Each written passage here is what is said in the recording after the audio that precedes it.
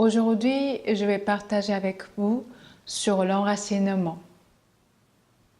Avant de commencer, vous pouvez abonner sur ma chaîne YouTube et mettez like sur ma page Facebook pour continuer à recevoir toutes mes prochaines vidéos.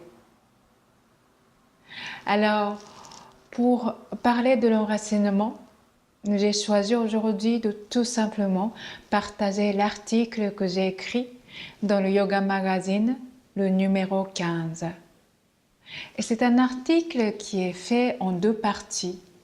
La première partie, c'est ce qu'on appelle sur le tapis. Et sur le tapis, ça veut dire qu'en fait, sur le tapis de yoga, donc c'est la partie pratique. Et en deuxième partie, ça s'appelle dans la vie. Donc ça, c'est en fait comment je vis cet enracinement dans la vie au quotidien. Soyons l'arbre qui relie la terre et le ciel. Lao Tzu a dit « Celui qui ne perd pas sa racine pour durer ». Enracinement. Sur le tapis. Dans ma pratique personnelle, je me mets l'accent sur l'enracinement, la connexion à la terre. Je choisis les postures debout ou assises et je sens mes pieds, mes jambes et mon bassin en imaginant les racines qui poussent profondément dans la terre. La sensation d'enracinement est pour moi tangible. Je sens un clic physique, comme si j'avais branché un câble électrique sur une prise. Cette considération de l'enracinement m'est venue après une prise de conscience. Je contacte facilement le sentiment de plénitude en méditation. Chaque personne a des aptitudes dans certains domaines. Et la contemplation est le domaine où je me suis toujours sentie à l'aise. Dans la vie de tous les jours, c'était autre chose.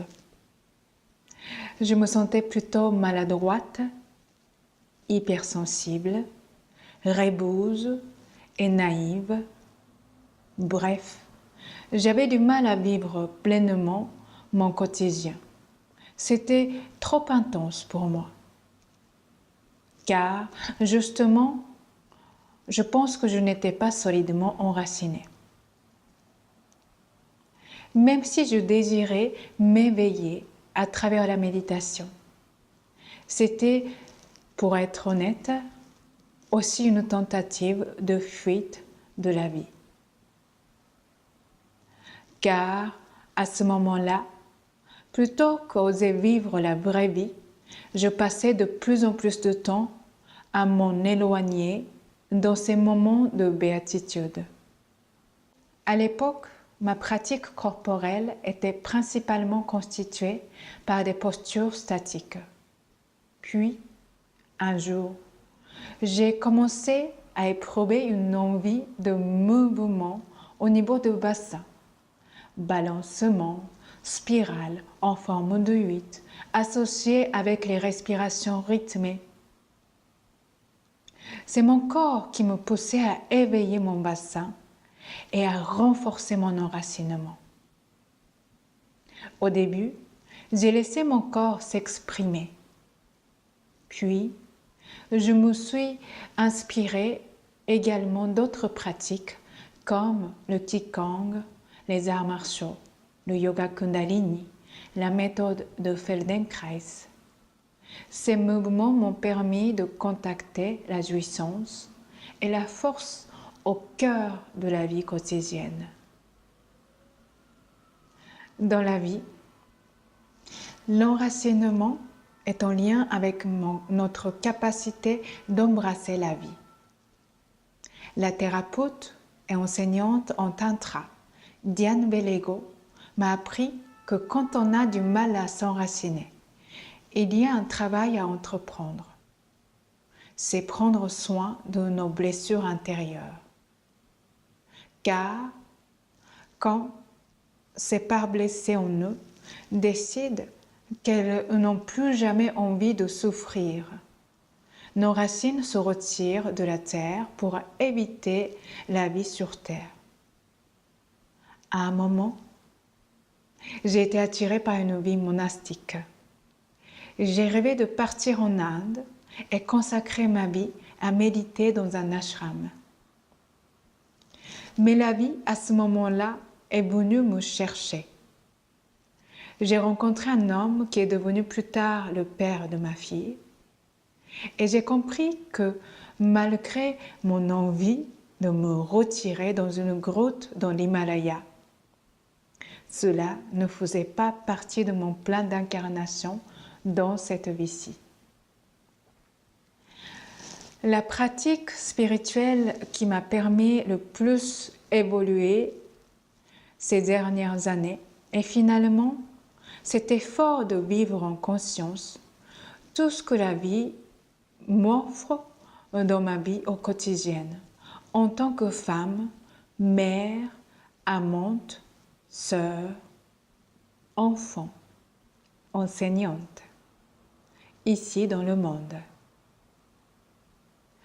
Tout ce qui est sur tapis, y compris la méditation, m'aide aujourd'hui à être plus en plus amoureuse de ce monde, qui est le reflet de mon monde intérieur. Je renouvelle plusieurs fois par jour mon enracinement. Ce geste est pour moi un engagement de dire oui à la vie. Je me rends compte que cette dualité et l'inconscience que j'avais vue à l'extérieur de moi n'était rien d'autre que le reflet de mes aspects intérieurs qui attendaient tout simplement d'être vus. Plus je reconnais dedans et plus je m'aime tel que je suis, moins j'ai besoin de voir ces menaces à l'extérieur et plus je suis amoureuse de l'humanité tout entière. Plus nous sommes amoureuses de la vie, plus nos racines se déploient solidement et joyeusement.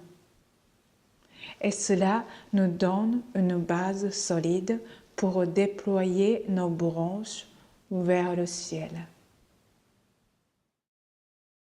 Pour que vous puissiez vivre pleinement votre vie au quotidien, j'ai préparé pour vous une mini-séance de relaxation en format audio que vous pouvez télécharger librement et gratuitement en cliquant le lien qui est dans la descriptif de cette vidéo.